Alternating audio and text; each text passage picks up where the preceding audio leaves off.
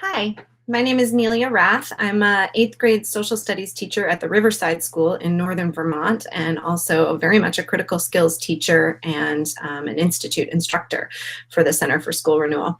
I wanted to share today about one of my favorite protocols for working with groups in my class, which is called the Pinwheel.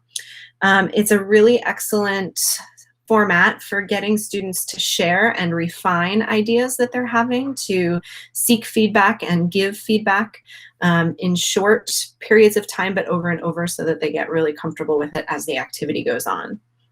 It's also a tool that really helps to integrate class community and cooperation into an individual task or assignment. For a student who's working on a project by themselves, but you want to build community around each other helping with their projects, I find that this works really well.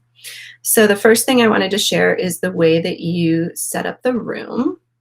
And I made this little diagram. Sorry, hold on one second.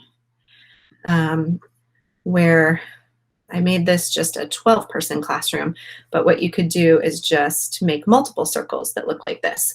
So you've got students in all of those chairs, and typically the way I do it is that the students in the yellow chairs in the inner circle have ideas that they're sharing out, and the students in the blue chairs are responding to what they're hearing from the students in the yellow.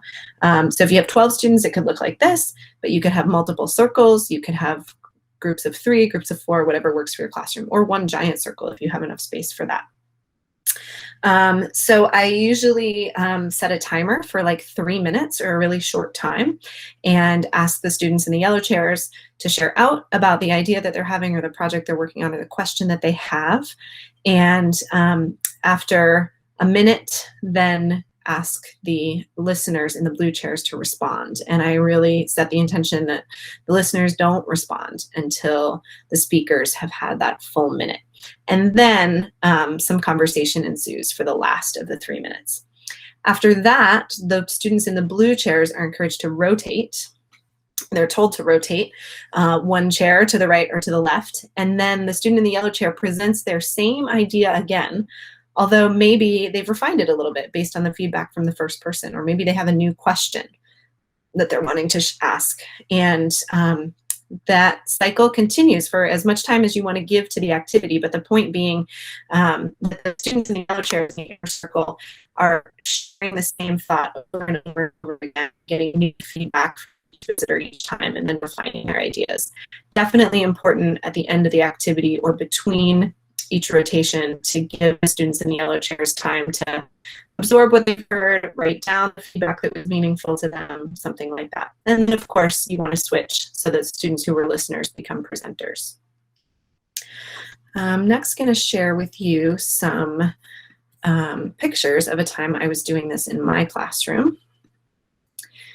And I used to teach in this really bizarre, skinny, long room, and it still worked to do this activity in there. So you can see here, students are sharing about an argument they were going to make in a particular paragraph in a long expository piece of writing they were doing. And so they were getting feedback on whether the strength of their argument and where they maybe needed more evidence. And I just think you can really see the energy in the room and the way they're sharing their ideas, taking notes, and giving feedback. You can see that they're really engaged, that they're practicing using their voice and practicing listening, that they're refining their arguments and brainstorming their ideas. So this is called a pinwheel, and I highly recommend that you use it in your class. Thanks. Thanks for listening. I hope you have a great day.